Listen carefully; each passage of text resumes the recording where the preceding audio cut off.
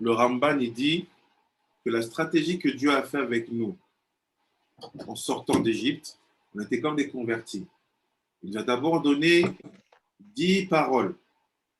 Et au fur et à mesure qu'on s'est renforcé, qu'on est devenu un peuple responsable, il a rajouté des mishpatim, des halachot et des chukim. Donc pourquoi le Rambam il connaît que ça aux convertis? Il dit c'est la même chose. Donc je disais quand ça coupait que quand Rabbi Carlos, Rabbi Eri, moi-même, Rabbi Zohar, on a décidé de devenir juifs. Qu'est-ce qu'elle a fait l'organisme de conversion, les rabbinim, les tzadikim qui nous ont accueillis? Ils ont dit mon fils, d'abord va trouve une synagogue, commence à apprendre à prier, fais une année là-bas, commence à faire Shabbat et arrête de manger pas kasher. Il n'y avait pas grand-chose au début. Mais après, qu'est-ce qui se passe? Après quelques mois, quelques années, tu vois par exemple Rabbi Carlos, qui il y a quelques semaines, était capable de répondre à 300 questions à l'Afrique. Alors qu'il y a au début, c'était impossible pour lui. Il fallait commencer doucement, doucement. Et le Ramban, il te prend un exemple phénoménal, il te dit, voilà, c'est comme ça qu'il faut faire. Si demain, vous devenez des Dayanim, et je le souhaite à chacun d'entre vous, et que vous mettez en place un bed-din de conversion, il ne faut jamais trop en donner au début. Il faut qu'on soit comme Akadosh Baruch Hu, il fait. D'abord, dis à la chôte, commence doucement, doucement, et au fur et à mesure, on va creuser. Et tu vas voir que tu pourras supporter et contenir beaucoup plus de choses. C'est ce qu'il dit ici le Ramban. Il dit, sache que les 10 commandements et après toutes les mishpatim, chokim et lachot qui vont venir, ils ont le même niveau. C'est simplement qu'on a eu un peu de pitié pour celui qui va découvrir un monde de Gdusha. C'est comme tu fais qu'un converti. Après, il dit, Israël a alors accepté d'accomplir tout ce qui lui ordonnerait par intermédiaire de Moshe. Donc, qu'est-ce qu'il a fait avec le Baruch Hu? Il fait, je sais que vous n'êtes pas prêt à recevoir toute la lachot. Et encore, il y a marqué qu'entre Moshe et Yehoshua, on a perdu 3000 halachot. Vous vous rendez compte? 3000 halachot de perdu. On connaît l'histoire. Moshe lui disait, Yehoshua, ce que je te dis, note. Et qu'est-ce qu'il disait Yehoshua? Non, je vais m'en souvenir. Note. Ah, je vais m'en souvenir. Résultat, en l'espace de 30 jours, parce que Moshe il décède, il y a 30 jours de deuil. Prends le peuple maintenant, vas-y, dirige. Il dit, mais il y a des halachot, j'ai oublié. 3000. Vous vous rendez compte? On a oublié 3000. Imaginez-vous de combien on est parti? 10 halachot. 10 au Arsinaï. Oui.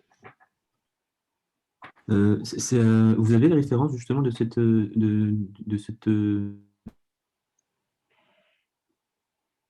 qu'on a perdu 3000 mitzvot? C'est un midrash, je te l'enverrai, ouais. On a oublié 3000 à la fois, on a oublié. Je te l'enverrai dans. Qui c'est qui cite ça? Et dans quel passouk? Non, c'est un midrash. Un midrash. Tu m'entends? Oui, je t'entends. J'ai un problème de. Ok. Non, c'est un midrash. Je l'envoie dans le groupe après.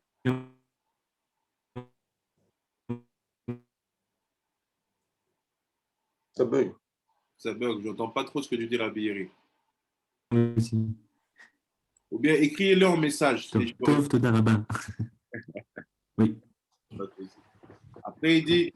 Donc, c'est pour ça qu'il dit, il leur fait prendre un engagement comme quoi ils vont respecter ce qui va venir après. Et là, je vais me tourner vers Rabbi Carlos parce qu'on lui a posé une question dans son examen. On lui a dit, est-ce que tu peux abandonner une halakha, n'est-ce pas? Oui, c'est ça. Est-ce que je pourrais en retirer une? Voilà. Ils sont en train de me faire un piège. Pourquoi? Parce que tu en retires une halakha, tu dis je ne récite pas chez Akol, c'est comme si tu avais retiré un des 10 commandements. C'est le même niveau. Ouais, c'est ça. C'est Voilà. exactement ça. Après, il dit, qu'ils ont donné par l'intermédiaire de Moshe. Et il a conclu avec le peuple une alliance portant sur tout cet engagement. Donc, il dit, l'alliance, le lien qu'on a fait avec Kadosh Baruch Hu, c'était à une condition. On va accepter, respecter toutes les consignes qui vont venir, même après les 10 commandements, dès lors qu'ils viennent de la bouche de Moshe. C'est là la fameuse expression Torah, Moshe, Sinaï. Après, il dit, depuis lors, les enfants d'Israël sont devenus son peuple de prédilection. Il est devenu leur Dieu exclusif, conformément à la condition qu'il leur avait posée d'emblée. Ça veut dire quoi, Rambam, il te dit quelque chose. Il dit, sache, la seule chose qui te permet aujourd'hui de dire que Dieu, Akadosh Baruch Hu, c'est ton Dieu, la seule chose qui nous permet aujourd'hui de dire que nous sommes le peuple élu, la seule chose qui nous permet aujourd'hui de dire que nous sommes les serviteurs de Dieu, c'est que parce que nous respectons quoi? Les halachot. Et Rabbi, j'ai une question. Oui. Donc, une personne, un juif qui ne respecte pas la halakha, du coup, comment il est considéré? La Gemara dit qu'il ne s'appelle pas Ben Israël. Il ne s'appelle pas Ben Israël, il ne s'appelle pas Ben Yaakov. Et même, tu ne vas pas chez lui à Shabbat, n'est-ce pas? Ah, ça, j'avais entendu, ouais. Voilà, c'est-à-dire qu'il n'est pas juif. Dans la Rouchaniout, il a le génétique, il a le physique, mais il ne fait pas Shabbat, pas cache-route, tu ne peux pas te connecter à lui. Du coup, c'est... Tu ne peux même pas le prendre comme témoin à ton mariage. Ah oui, ça j'avais entendu. Donc ça veut dire que c'est ça aussi la peine de carette en fait en réalité, c'est ce qu'elle exprime. C'est ça.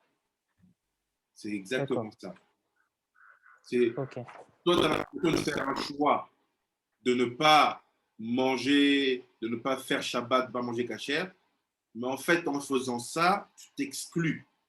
Et cette exclusion fait que personne ne te donnera son fils ou sa fille à marier, personne ne pourra garantir que tu es juif, on te donnera un certificat de judaïté, personne ne pourra te dire, voilà, viens, on te compte dans un minyan, même pas tu t'es compté dans un minyan. Ok. D'accord.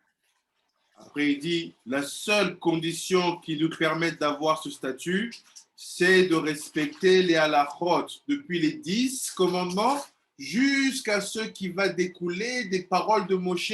On va retrouver où? Dans les Mishnayot et dans la Gemara.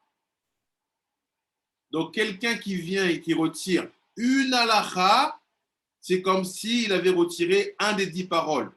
Une des 10 paroles. C'est pour ça que c'est écrit. Et maintenant, si vous écoutez ma voix, vous gardez mon alliance et vous me serez un trésor. Ce n'est pas un trésor, c'est Am Ségoula, c'est un peuple d'Ashgacha, un peuple de Mazal Tov, on va dire ça comme ça. Et vous serez pour moi un royaume de Kohanim et une nation sainte. Voilà la condition. Ramban, il t'amène direct. Et te dit, en tant que peuple saint, les enfants d'Israël méritent d'avoir un sanctuaire afin que la Shrikna réside parmi eux. Donc, qu'est-ce qui se passe? Pourquoi on n'a pas le temple ici? Parce qu'on n'est pas saint. Pourquoi on n'est pas saint? Parce qu'on ne respecte pas les halachot. La seule chose qui nous confère une sainteté au point qu'on puisse nous appeler Kohen, c'est le fait de respecter depuis le premier commandement des 10 commandements jusqu'à la dernière halakha de Shulchan Aruch. Voilà. Chacun veut faire ce qu'il veut, chacun pense comme il veut. J'ai une question, Pinchas. Oui. On a perdu 3000 à la route, donc comment on peut devenir saint en quelque sorte? On les a retrouvés. Parce que si on a perdu... On les a retrouvés. Comment? Dans le Zohar. C'est-à-dire que certains minagim que les Mekoubalim font, mais que la halakha ne compte pas comme étant halakha, en fait, c'est des halachot. S'habiller en blanc le Shabbat, c'est une halakha pour nous. Mais pour d'autres, c'est une option. Ah ouais. Ne tourner autour de la table en rentrant de la Beit Knesset. C'est une halakha pour nous. Pour d'autres, c'est une option. Au moment où tu te coupes les péotes, tu te dis les chefs mitzvah de péotes. C'est une halakha pour nous. Pour d'autres, c'est une option. Il y en a, ils gardent une belle coiffure, mais il ne faut pas les péotes. Or, qu'on dit, il faut faire les péotes apparentes. Le fait de mettre une ceinture pour séparer le haut et le bas du corps pendant que tu pries, c'est une halakha pour nous. Mais pour d'autres, c'est un minag. Le fait de faire Kriyat Shema avant de dormir, c'est une halakha pour nous. Mais pour d'autres, c'est un minag de kabbaliste. Le fait de jeûner quand tu fais des fautes et que tu veux réparer, c'est une halakha pour nous. Mais pour d'autres, on ne fait même plus. Tu vois comment on les a retrouvés? Ouais. C'est dans les minagim du Sod qu'on a retrouvé ces 3000 halakhot perdus. D'accord. Et je peux faire une liste toute la journée. Je peux dire tout ce que nous on fait, que d'autres disent ah, c'est lo halakha, c'est d'ivrei Kabbalah, c'est des choses de Kabbalah. Mais là-bas, pour nous, tu lis ça dans la Gemara, Rabbi Shimon te dit c'est comme ça qu'il faut faire. Ou autre chose, comme on a fait ce Hanouka, nous, on est Mekayem, l'allumage comme Beth Hillel et comme Beth Shammai. Comme Beth Hillel, on allume dehors selon l'ordre. Chaque jour, une bougie. Mais comme Beth Shammai, on allume à l'intérieur de la maison et on fait l'inverse. C'est une halakha pour nous. Mais pour d'autres, non. Tu vois, Rabbi Elion. D'accord. Une question. Ça veut dire qu'on est considéré comme des Kohanim, genre les Mekoubalim, ils sont considérés comme dans la même lettre de Kohanim, genre. Exactement. Ils font toutes les... C'est pour ça que le Ben Ishraï dit dans le commentaire de la Maseret Brachot, quand il te dit à quel moment on peut commencer à faire le Kriyat Shema. Il dit à partir du moment où les Kohanim ils rentrent manger leur trouma, troumatan. Le Ben Ishraï explique. Alors comment tu vas interpréter ça? À l'époque, il n'y a plus de temps. Il fait non. Kohanim, c'est les Talmidei Chachamim. C'est quoi leur troumatan? C'est la Torah chez BLP qu'ils étudient après Chatzot. Tu vois? Donc on a bien le statut de Kohen. C'est ça. La fin de phrase. Oui. Ça veut dire que les halakhot perdus, ils étaient retrouvés dans le Sod. Ouais. Est-ce que c'est ça que vous avez dit avant? C'est ça. Tous les 3000? Tous les minagim de Sod qu'on fait, c'était des halakhot en fait. C'est des halakhot. C'est pour ça que quand le Hari, il te dit t'habilles en blanc Shabbat, il ne te dit pas que c'est une option. Il ne te dit pas que c'est une possibilité, c'est une tradition. Il te dit, tu es obligé, sinon c'est grave. Attends, je ne comprends pas. Et les amis s'habillent en noir le Shabbat. Pourquoi pour moi c'est obligé, sinon c'est grave? Parce que toi, tu as pris une Torah qui se transmet de bouche à oreille et pour toi, c'est une halakha. Je vois maintenant. Tu vois? Donc, toutes ces petites choses qu'on fait, faire le Bessamim après Birkat Amazon, ça aussi, c'est une halakha. Mais les gens disent, non, c'est des trucs de Mekoubalim. C'est une halakha. De faire bien. Bah oui. Wow. C'est ça que je suis en train de vous dire. Tout ce qu'on a perdu, on les a retrouvés comment? Par le Sod. Mais les gens, qu'est-ce qu'ils font aujourd'hui? Ils te disent, non, le Sod, c'est dangereux. À quoi tu peux te passer 3000 halachot? Et encore, j'oublie, là, il y a plein d'halachot, plein. Tu prends les kits Véhari, à chaque fois qu'il te dit fais ça, tu vois que les gens ne le font pas. Et pour nous, c'est une obligation de faire. Ça s'appelle halakha.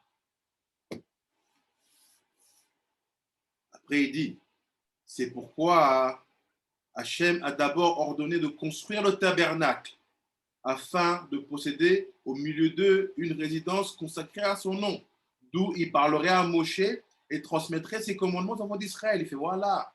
Pourquoi la première intention d'Akadosh Baruch Hu, c'était de construire le Mishkan? C'est ça la trouma.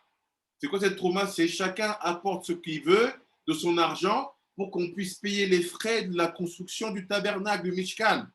Pourquoi? Pas parce que Dieu veut résider. Regardez comment notre Dieu il est extraordinaire. C'est pas parce qu'il veut être ici qu'il veut une résidence. Le monde est à lui, celui qui l'a créé. Non, parce qu'il veut un endroit d'où il pourra parler à Moshe et lui dévoiler toutes les autres halachot qui manquent pour faire nous augmenter dans notre Kedusha. C'est ça le but du Mishkan. Dieu il a fait ça en pensant que à nous, en disant je leur ai donné 10, mais ils ont besoin de plus maintenant parce qu'il faut qu'ils deviennent un peuple exemplaire dans tout, dans leur habillement, dans leur nourriture, dans leur manière de se marier, d'être avec leurs femmes, d'élever leurs enfants, de couper leurs cheveux, de coudre leurs habits, de faire l'agriculture, de peindre les murs, de tout. Il n'y a pas une seule chose où nos sages ne nous ont pas dit voilà comment un juif doit faire. Même le business, on te dit comment faire. Même voyager, on te dit comment faire. Tu dis, filet à derrière. Même quand tu es malade, on te dit comment faire. Voilà. On voulait avoir des consignes de Moshe sur chaque détail de la vie. Et Dieu a tellement pensé à ça pour nous que la première chose qu'il fait, on a reçu Matan Torah Yitro, on a eu Mishpatim, les lois civiles pour qu'on puisse vivre les uns avec les autres avec un amour de la justice. Première chose qu'il fait, il fait maintenant, je vais vous construire un Mishkan, un tabernacle pour que je puisse vous dire qu'est-ce qui vient après. Donc, contrairement à ce que peuvent vendre certaines religions, nous, on n'en a pas marre des halachot. On n'en veut pas moins, on en veut plus. Parce que plus on en a, plus on a la preuve qu'on devient saint. Et sont venus certains juifs qui ont changé leur religion. Ils ont dit, non, maintenant, toute la halakha, c'est une halakha. La loi de Moshe, on oublie, mais t'es malade. C'est par ça qu'on devient un peuple saint. Comment tu peux nous dire, oui, soi-disant, le cloué, là, il a porté tous vos péchés sur sa croix, il n'y a plus besoin de quoi? Mais t'es malade. On a besoin des halachot, c'est ce qui nous construit notre sainteté. Toi, tu veux nous revenir à une halakha, mais t'es malade. Et c'est ça que Dieu voulait faire avec les goïms. Il voulait leur donner cette Torah. Mais qu'est-ce qu'ils ont dit? Non, c'est trop. En fait, essaie juste de nous donner cette halachot. C'est pour ça que je suis totalement contre et farouchement opposé à cette histoire de Bnei Noach. Parce que c'est maintenir le monde dans un niveau de Touma. Parce qu'on comprend que quoi? Plus il y a d'halachot, Alpi Moshe, plus la Kedusha elle vient, jusqu'à ce qu'on s'appelle, nous qui ne sommes pas les Kohanim, Kohanim. Après, il dit, la principale raison d'être du tabernacle, du Mishkan, était la pièce sur laquelle reposait la Shrina. Fait tout le Mishkan, tout le tabernacle avait une pièce, un makom où la Shrina devait résider, c'est-à-dire l'arche. L'arche sainte, comme il est écrit, je te rencontrerai là, je te déclarerai sur le propitiatoire, c'est la pachoret, entre les deux kérouvim, entre les deux chérubins, qui seront sur l'arche de témoignage. C'est la raison pour laquelle l'offre de fabriquer l'arche est donc je stoppe là, mais j'explique qu'est-ce qu'il veut dire ici. Il dit, sache que même la construction du Mishkan, du tabernacle, et la création de cette pièce qu'on va appeler Kodesh Kodashim, la création de cette arche où il y avait les deux anges, les deux kérouvim, c'était quoi le but de ça, tzadikim? C'était que Dieu puisse parler à Moshe pour lui dire quoi? Les halachot. Nous, on est totalement fous. On pensait que Moshe et Dieu se rencontraient pour parler de la vie du beau temps. Pour qu'ils lui disent, non, tu es le meilleur, Moshe, tu es le meilleur, tu es le meilleur, tu es le meilleur. Non, ils se rencontraient parce que Dieu devait lui transmettre plus en plus de détails sur c'est quoi la mishpat, c'est quoi la lacha, c'est quoi le hukim, c'est quoi notre manière de marcher sur cette terre. C'est ce qu'il avait fait. Donc, c'est quoi le but de la Shrina? Pourquoi on est orphelin sans le temps? Parce qu'on manque de derrière, on manque de chemin, de direction de comment faire les choses. C'était ça le but même de créer l'arche. Je passe à la prochaine photo. Je lis en hébreu. Les Aaron HaShulchan, והמנורה שהם כלאים, כמאו, ויוראו על עניין המשכן, שבעבורם נעשה. אבל משה הקדים בפרשת ויקל את המשכן ואת אוהלו ואת מכסהו, וכן עשה בצלאל לפי שהוא הראוי לקדם במעשה. בסוד המשכן הוא, רואה רמב"ם ללמוד סוד, בסוד המשכן הוא שיהיה הכבוד אשר שכן על הר סיני שוכן עליו בנסתר. כמו שנאמר, שם ישכון כבוד השם על הר סיני, וכתיב, אין ערנו השם אלוהינו את כבוד ואת גדולו, וכן כתוב במשכן, ובכבוד השם מעלה את המשכן, והזכיר במשכן 2 פעמים, וכבוד השם מעלה את המשכן, כנגד את כבודו ואת הגדולו, והיה במשכן תמיד עם ישראל הכבוד שנראה להם בהר סיני, ובבואו משה היה לאב הדיבור אשר נדבר לו בהר סיני, וכמו שאמר במתן תורה מן השמיים השמיעך את קולך יסירך ואת הארץ אראך את אישו הגדולה, כך במשכן כתיב וישמע את קולו, את קול מדבר אליו מעל הכפורת מבין 2 הקירובים, וידבר אל האב ונכפל וידבר אליו להגיד מה שאמרו בקבלה, רמב"ן, מה שאמרו בקבלה, שהיה הכל בא מן השמיים אל מעל הכפורת, ומשם מדבר עמו, כי כל דיבור עם משה היה מן השמיים ביום וישמע מבין 2 הקירובים, כדרר ודבריו מה ששמעת מתוך האש, ועל כן היו שניהם זהב. וכן אמר הכתוב, אשר יבעט לכם שמה לדבר אליך שם, ונקדש כבודי, כי שם יהיה בית מועד לדיבור ונקדש לכבודי. והמסתכל יפה בכתובים הנאמרים במתן תורה מבין מה שכתבנו בהם, יבין סוד המשכן ובית המקדש, ויוכל להתבונן בו ממה שאמר שלמה בחוכמתו בתפילתו בבית המקדש, השם אלוהי ישראל, כמו שאמר בהר סיני, וירא את אלוהי ישראל, והוסיף שם. Donc il dit quoi? Je reprends, ça va être extraordinaire là. Il dit, la raison pour laquelle l'offre de fabriquer l'arche et le propitiatoire apparaît ici en premier, car leur importance leur confère une primauté. C'est quoi leur importance? C'est qu'à partir du moment où ils sont créés, on peut maintenant recevoir les halachot. On peut commencer à être un Am Ségoula, un peuple qui est kadosh, qui est saint. Il dit, la table et la menorah sont mentionnés après l'arche. Et regarde, dans le pasouk, dans quel ordre sont cités les ustensiles qui sont dans le Mishkan. Et d'abord, on parle de l'arche, alors qu'en général, les gens, ils sont là, ils disent, oui, la menorah, la table des pains. Il fait, non, la première chose qui est citée, c'est l'arche. Pourquoi? Parce que c'est que de là-bas que la voix peut se faire entendre pour que nous puissions faire quoi? Comprendre et recevoir les halachot. Il dit, car ils sont comme elles des pièces amovibles et ils dénotent la finalité du tabernacle construit à leur intention. En revanche, dans la section Vayakel, dans la parasha de Vayakel, Moshe mentionne le tabernacle, sa tente et son couvercle. Donc le Mishkan, les tentures et le couvercle. Il dit, avant les autres éléments, c'est-à-dire que dans une autre paracha, on nous fait comprendre que le plus important, c'est l'arche. Et c'est dans cet ordre que Betzalel a procédé. Il fait donc Betzalel, il a écouté Moshe. Pourquoi? Pour dire quelle est la première chose qu'il faut construire, c'est d'abord l'arche.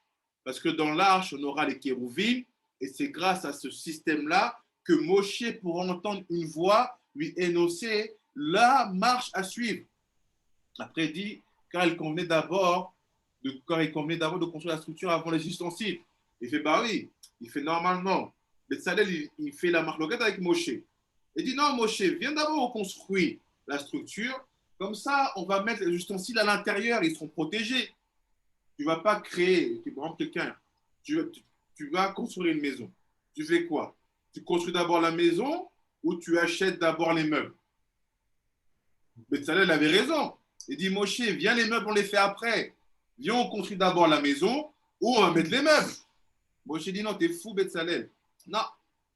On construit d'abord les meubles. Et dans les meubles, on construit d'abord le meuble qui paraît le moins important, celui qui sera juste 2 anges avec des choses dedans. Pourquoi? C'est pour montrer que nous, pour nous, le plus important, c'est d'avoir l'arche. Parce que c'est que comme ça qu'on continue à avoir les paroles d'Akadosh Baruch Hu qui continuent à exister depuis le Har Sinaï. Voilà ce qu'il dit. Il dit, suivant l'approche ésotérique, ils aiment bien dire ésotérique, Kabbalah, effacez le mot ésotérique de vos photos, Kabbalah, Alpi Kabbalah, la finalité du tabernacle est qu'il réside discrètement la gloire divine. Le but du Mishkan, c'est que la Kedusha, sa gloire, puisse résider discrètement la gloire divine, ayant reposé sur le Har Sinaï. Il fait voilà le but. Et le but de Moshe, c'était toute cette Kedusha qu'il y avait sur le Har Sinaï, en fait, la garder. Shalom, shalom. Yom Tov. En fait, la garder, cette Kedusha. Pourquoi? Parce que c'est cette Kedusha-là qui a énoncé les 10 paroles. Donc, si nous savons qu'il y a d'autres paroles qui vont venir après les 10 paroles, moi, j'ai besoin de la même structure de Kedusha qui va parler. Donc, c'est elle qui va résider où? Sur le tabernacle. Vous avez compris, Tzadikim? Ouais, mais une question, Ouais. c'est que si les 10 commandements, la deuxième commandement, c'est dit que tu ne dois pas faire pour toi une image, ni dans les cieux, ni sur la terre et tout ça. Pourquoi dans l'arche et tout ça, il y a les deux Kruvim, les deux anges comme ça? Il y a déjà, ça ne s'appelle pas une image. Et ce que tu dis, c'est la question que Moshe pose à Kadosh Baruch Hu. Moshe lui dit, regarde, j'ai compris quelle grandeur tu as. Comment moi, je peux réussir ou je peux tenter d'expliquer ou de créer ce que je vois par des choses matérielles. Pour la menorah, Moshe ne comprenait même pas comment faire la menorah. Alors, s'il ne comprenait pas comment faire la menorah, il ne comprenait même pas comment faire les anges. Dieu lui a dit, donne, je vais le faire. Donc, la différence qu'il y a, c'est que à l'intérieur du tabernacle, ce qui a été créé n'a pas été fait de la main d'un homme. C'est interdit pour toi et pour moi de construire des représentations des choses qui sont là-haut et en bas. Mais la Torah nous dit que Moshe était dénué de toute idée. C'est Dieu lui-même qui lui a dit, voilà, fais tac, tac, tac, tac. Donc celui qui a fait, ce n'est pas Moshe, ce n'est pas Bezalel. C'est l'inspiration divine, le roi Kodesh. Donc on n'est pas dans le cadre de la halakha ici où toi et moi, on se représente des choses. Après, il dit, tout le but du tabernacle, du Mishkan et du Kodesh Kodashim, sachez-le maintenant, c'était de continuer à garder la Kedusha qui s'était manifestée depuis le Har Sinaï et de le garder avec nous. Donc, ça veut dire quoi? Le jour où on reconstruit le troisième temple, qu'est-ce qui va se passer? La même Kedusha qu'il y avait sur le Har Sinaï va venir ici. C'est ce qu'on a besoin, c'est tout. Et cette Kedusha, elle ne fait qu'une seule chose, te dire comment vivre. Allah. Après, il dit, sur le mont Sinaï, au sujet duquel il écrit, et la gloire, l'honneur d'Hachem résida sur le Har Sinaï. Voici, Hachem, notre Dieu, nous a montré sa gloire et sa grandeur. Et il est écrit de même au sujet du tabernacle. La gloire d'Hachem emplit le tabernacle. Et voilà, on te confirme. Quand Moshe l'a fini, on a chacun donné des offrandes pour dire, voilà, on participe chacun selon ses moyens à la création du tabernacle, du Mishkan. Moshe, il a fait la tfila, il a fait les corbanotes, et qu'est-ce qui s'est passé? Toute la gloire d'Akadosh Baruch Hu a rempli le tabernacle. Ça veut dire quoi? La même gloire qui résidait sur le Har Sinaï est venue rentrer dans le Mishkan. Voilà. Comme ça, on a la connexion entre les 10 paroles et les milliers d'halachot qu'on va avoir après. C'est la même voix, la même structure, la même kedusha qui nous les a donnés. Après, il dit, et si cette expression, la gloire d'Hachem emplit le tabernacle, apparaît à 2 reprises, c'est vis-à-vis de la gloire, de sa gloire et de sa grandeur. C'est deux choses différentes. Vodo et Gdolo, sa gloire et sa grandeur, c'est ça que c'est dit 2 fois. Ainsi, la gloire qui s'était révélée à eux au Har Sinaï est demeurée immuable. Elle n'a pas bougé, elle n'a pas changé. C'est la même gloire avec Israël dans le Mishkan. Maintenant, vous commencez à comprendre c'est quoi la Kedusha et l'importance du Mishkan. Souvent, les gens, ils ne savent pas. Ils ne savent pas. Quand on leur parle du peuple d'Israël et de sa grandeur, ils parlent le temple. Le temple. Oui, mais avant, il y avait le Mishkan. Mishkan dans le désert, il y avait aussi le Mishkan Shiloh, avec Yehoshua. Le Mishkan, c'est pas rien, tzadikim. Le Mishkan, c'est la première structure matérielle qui a été créée par les mains d'un homme avec la Roi HaKodesh pour faire descendre par nos actions la Kedusha dans un endroit. Comprenez ce que ça veut dire. Là, on part en arrière. Au Har Sinaï, on n'a rien fait. La seule chose qu'on avait à faire, c'était de jeûner et d'être prêt 3 jours après. Là, maintenant, Dieu nous dit quoi? Vous savez ce que vous avez vu au Har Sinaï? Je vais vous aider à le faire descendre par des actions matérielles. Faites des corbanotes, prenez des tentures, plantez des pieux, faites-ci. C'est extraordinaire. On a réussi par des actions matérielles à reproduire le même effet à l'identique que le jour du Har Sinaï. Vous vous rendez compte ou pas? C'est extraordinaire. Quelque chose que, en fait, personne ne vous le dit ça. Il n'y a que Ramban qui peut te dire ça. Ramban, il te dit, regarde, les choses extraordinaires qui ont été vécues et vues par tout le monde au Har Sinaï, toute la spiritualité qui s'est manifestée, on a été capable de reproduire à l'identique en construisant le Mishkan. Boum. Rendez-vous compte de la grandeur du peuple juif. C'est extraordinaire. Tu dis à quelqu'un, tu sais quoi, regarde, tu as vu le tonnerre là-bas? Vas-y, reproduis-moi le tonnerre ici, avec l'électricité. Ils vont te dire quoi, les gens? C'est impossible. Je peux reproduire une quantité d'électricité qui pourrait ressembler à la force du tonnerre à un niveau mini. Mais je ne peux pas te reproduire la force du tonnerre. Il va te dire ça. Tu te dis, tu sais quoi, regarde, t'as vu la lumière de l'éclair là-bas? Reproduis-moi la même intensité. Il va dire, non, je ne peux pas. Je peux te faire une lumière qui va être très forte, 10 milliards de nanos, je ne sais pas, particules, ce que tu veux, mais je ne pourrais pas faire comme le tonnerre, comme l'éclair, parce que c'est trop grand. Et bien, nous, on a réussi. Parce que ce jour-là, il y avait marqué, il y avait des tonnerres, il y avait des éclairs, et la nuée est descendue. Lequel du jour? Quand la reproduction du Mishkan? Quand on a fait le Har Sinaï. Il y a marqué, le monde était en silence. Toute la nature était en silence. Des tonnerres, des bruits de chauffard. Et après, Dieu s'est révélé. Donc, je comprends que quoi? Qu'autour du Mishkan, il y avait ces phénomènes-là aussi. Parce qu'à chaque fois, il y avait marqué « Et la présence de Dieu descendit ». Donc, la présence de Dieu, qu'est-ce qu'elle fait quand elle descend? Tout le monde se tait. C'est comme le père rentre dans une pièce, ça et tout le monde se cache. Ça veut dire quoi? On a réussi, par la connaissance et par la Kedusha de Moshe, de reproduire exactement les mêmes phénomènes métaphysiques, physiques, matériels qui se sont produits au Har Sinaï pour que la Kedusha, la Shrina, réside. Rendez-vous compte, je suis émerveillé par ce texte. Ce qu'on est capable de faire quand juste on respecte les halachot. Donc quand Yecheskel Hanavi vient et te dit, le 3e temple, voici les mensurations, tac, tac, tac, c'est pas de la blague.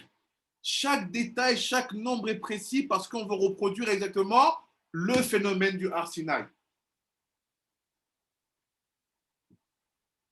Après, il dit, lorsque Moshe s'y rendait dans le Mishkan, la parole qui s'était adressée à lui au mont Sinaï se manifestait à lui. Il n'y a que Ramban qui veut dire ça. Ouais. Il dit, crois pas qu'il y a quelque chose qui était nouveau, qu'on a créé. Il fait la même voix que Moshe a entendu au Har Sinaï, elle continuait de lui parler quand il rentrait dans le Mishkan. C'est ce qui nous permet de dire avec certitude qu'il n'y a aucune différence de niveau entre les Aseret Adibrot, les 10 paroles, et les milliers d'alachot qu'on a dans la Gemara. Parce que c'est la même voix qui les a dictées. Ne pensez pas que tu feras Shabbat, c'est plus important que tu feras Hanouka. S'ils l'ont écrit dans la Gemara, c'est que Moshe l'a reçu aussi, ça a le même niveau. Aucune différence. C'est pour ça qu'on ne doit pas enlever une seule halakha. Parce qu'enlever une halakha, c'est comme enlever un des 10 pas. Il dit en effet, il est relaté au sujet du don de la Torah. Depuis le ciel, il t'a fait entendre sa voix pour t'instruire.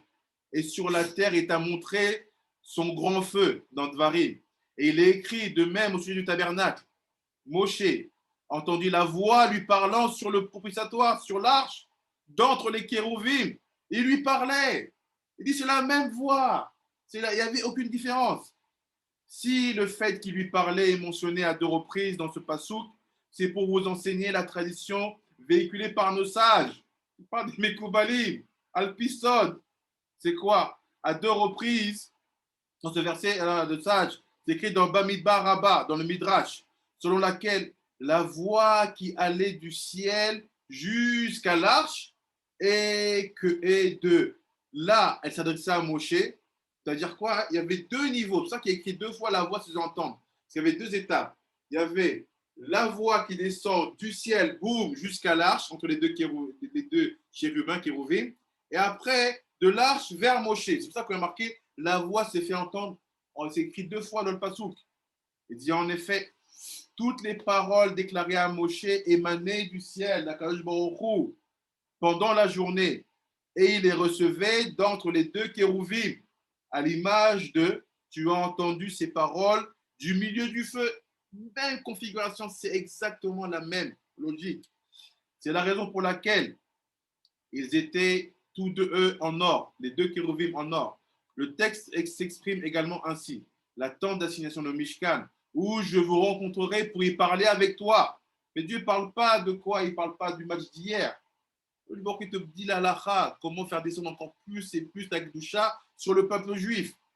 Et le tabernacle sera sanctifié par ma gloire, par mon honneur. Il dit, car ça sera une maison de rencontre pour la parole.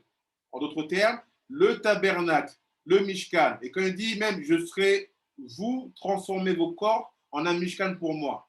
C'est quoi le but d'un Mishkan? C'est de créer un endroit pour la parole. Un endroit de rencontre pour la parole. Un endroit de rencontre pour encore comprendre plus et plus c'est quoi la halakha. C'est quoi la chose à faire.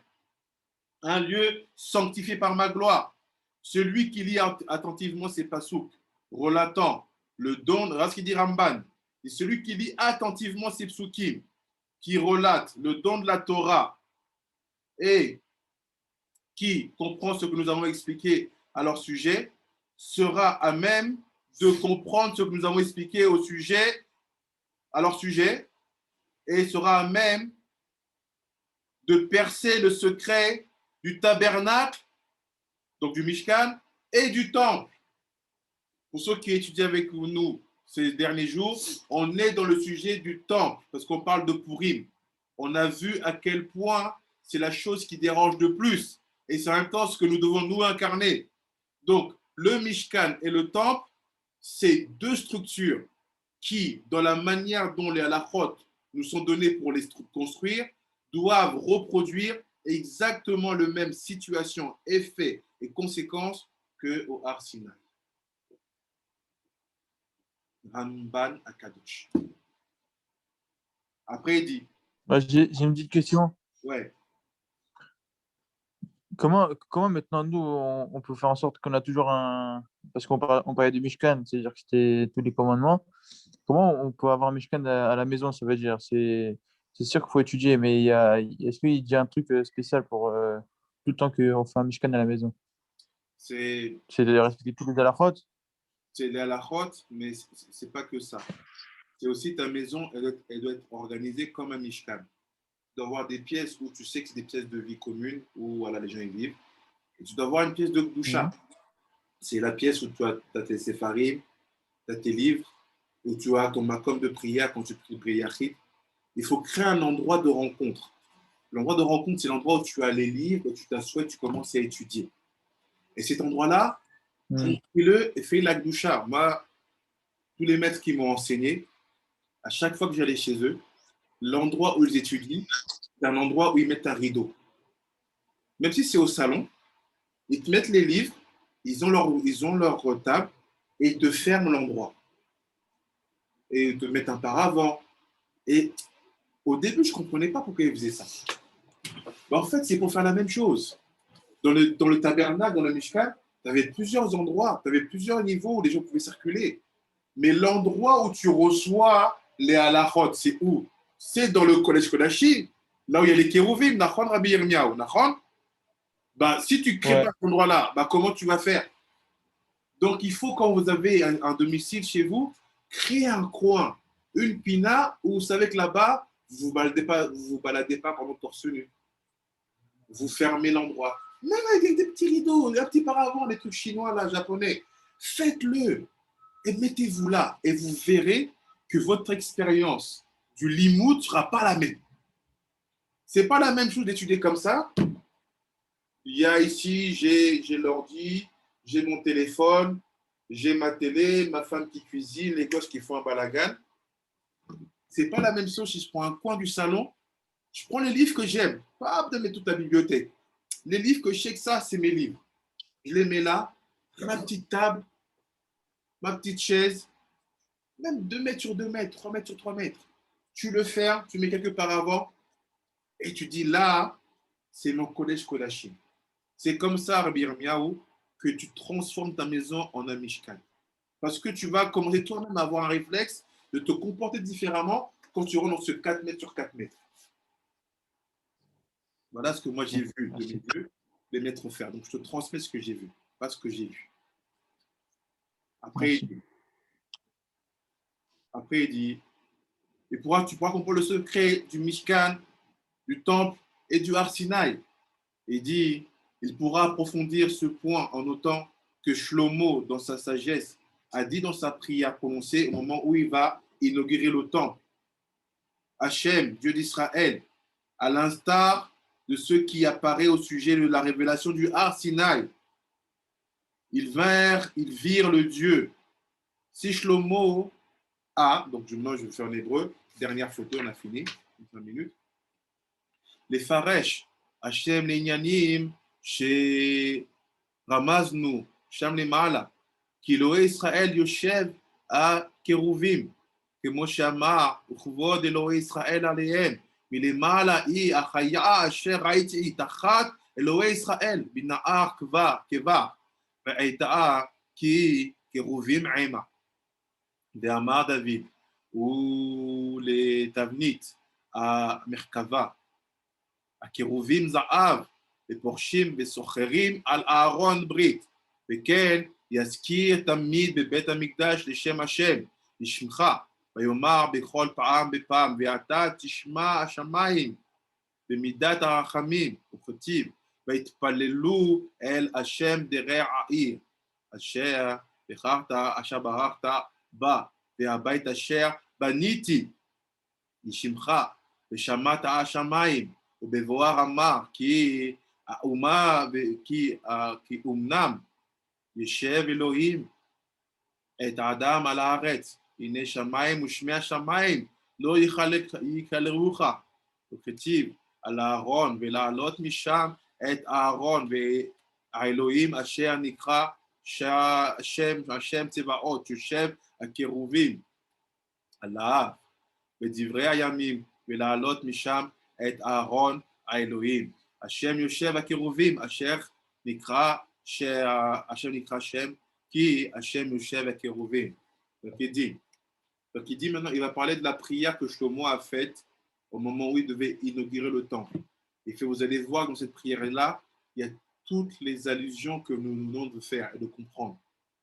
Il dit, si Shlomo a précisé Hachem, Yud Kevavke, c'est eu égard à ce que nous avons suggéré précédemment. Le fait, le Dieu d'Israël trône sur les kérouvim, les chérubins. Comme il est écrit, la gloire de Dieu d'Israël était sur les kérouvim, par-dessus. C'était là la chaya que j'avais vue. Donc c'est Yecheskel qui dit ça, sous le Dieu d'Israël, au fleuve de Kevar. J'ai su qu'ils étaient des chérubins. Donc il y a un secret ici. Les kérouvim, quand ils sont là, la voix de Dieu se fait entendre. On pourra creuser ça dans le Sod, mais c'est très important. Et David s'est aussi exprimé ainsi pour le modèle du char, les kérouvim d'or déployant les ailes et recouvrant l'arche de l'alliance. De même, le temple est toujours désigné comme étant au nom d'Hachem, notamment dans Malachim. En ton nom, il est écrit systématiquement au sujet « Toi, tu entendras dans le ciel par l'attribut de ta miséricorde. » Il est également énoncé « Ils prieront Hachem par la ville que tu as choisie, donc Yerushalayim, et par la maison que j'ai bâtie en ton nom, le Beth Amikdash. Tu entendras dans le ciel. » Et il est dit explicitement est-ce que réellement Dieu résiderait avec l'homme sur terre? Voici que les cieux et les cieux des cieux ne sauraient te contenir. Mais comment tu peux habiter avec nous alors que la création ne te contient pas?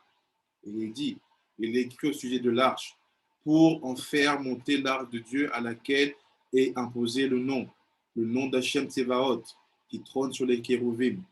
Et dans Divrayamim, on peut lire, pour faire monter l'arche de Dieu, appelée au nom de Hachem, où siège des kérouvim, car Hachem trône sur les kérouvim. Et je conclue par ça. C'est quoi les kérouvim? C'est quoi les chérubins? C'est quoi ces deux anges-là? C'est Za et Nogva. C'est le Vav et le He. Donc c'est que quand ils sont face à face que la voix se fait entendre. Voilà, pour ceux qui sont l'après-midi, l'un des sods de Purim. Baruch Adonai Olam. Amen ve Amen. Est-ce qu'il y a des questions? Est-ce qu'il y a des questions? Oui. Des questions? Oui, Rabbi Zohar. No, I say thank you. Yeah, everything is good. Baruch Hashem. Baruch Hashem. Baruch Hashem. Vous avez des questions, Rabiri, ça va?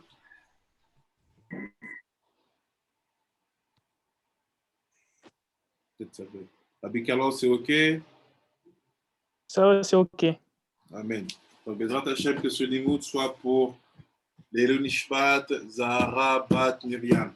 Et pour la Rifoua, Shelema, de Rabbi, David, Bed Mordechai et Rachel. Et pour la Rifoua, Shelema, de Ali, Zahara, Bat, Kamra, de tout le Ham.